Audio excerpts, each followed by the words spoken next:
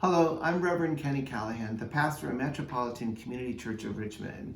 This coming Sunday, we'll continue our sermon series, Yes, God Really Does Love Me Just the Way I Am, by reading the book The Lion Inside by Rachel Bright and Jim Field. There's so much to love about this book. The Lion Inside helps us to realize that no matter our size, we all have a mouse and a lion inside of us. The mouse in this book feels small, insignificant, and insecure. Yet the mouse is determined to experience greatness. So the mouse decides that what is needed is to learn how to roar like a lion.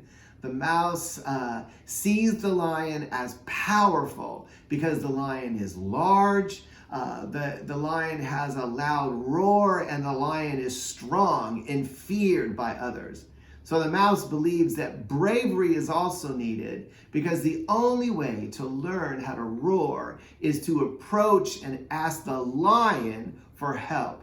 So the mouse realizes that if you want things to change in your life, the first thing that has to change is you.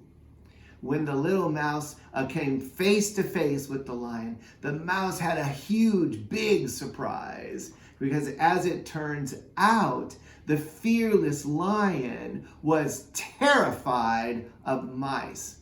Now, who has the power?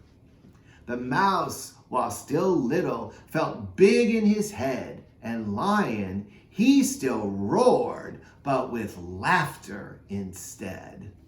It surprised the mouse to learn that the lion was afraid of mice. The mouse comforts the lion and they become friends. And together, they both experience change.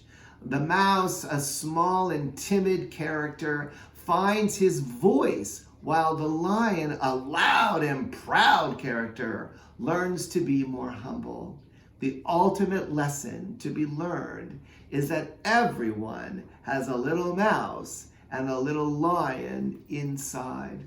Regardless how big or mighty we are, we can live our dreams as our true selves and live a happy, meaningful, and fulfilled life if we're willing to do the work.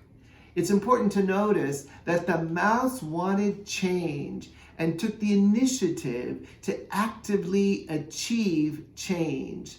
The mouse was willing to discover what was needed in life and to do the work necessary to bring about change, to learn, to roar. The truth is, if you want your life to be different, you have to be willing to admit that change is necessary, discover what it is that is missing, and then partner with God and others to do the necessary work for meaningful change. Because God meets us where we are, giving us the courage and the strength and the desire for change. God gives us grace and the ability to face who we are, the power to look fully at ourselves, embracing and admitting who we are, where we've been, what we've done, what we're going through, and where we want to go. God also provides the love, the grace, and empowerment we need to not be afraid to work towards loving and accepting ourselves just the way we are, while partnering with us and giving us the ability to be the very best version of ourselves possible. Change is an ongoing process that simply takes time. And the truth is that change is one of the constants that we'll face in life. It is a journey that is often explored and taken one slow step at a time.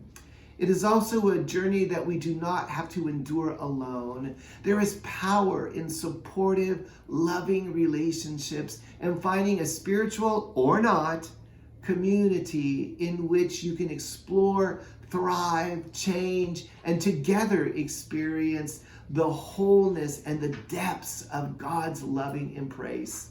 In one way or another, we all need to feel love and acceptance within ourselves and from others in community, especially during times of change, when we feel vulnerable and sometimes think we are losing our mind.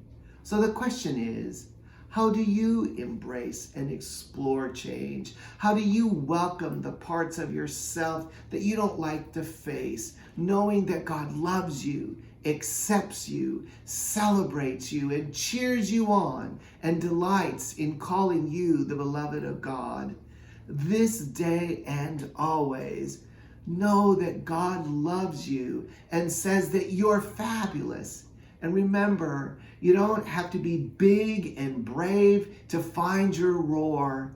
Being little isn't easy, but when Mouse sets off on a journey to find his roar, the mouse discovers that even the smallest creature can have the heart of a lion. Thanks be to God.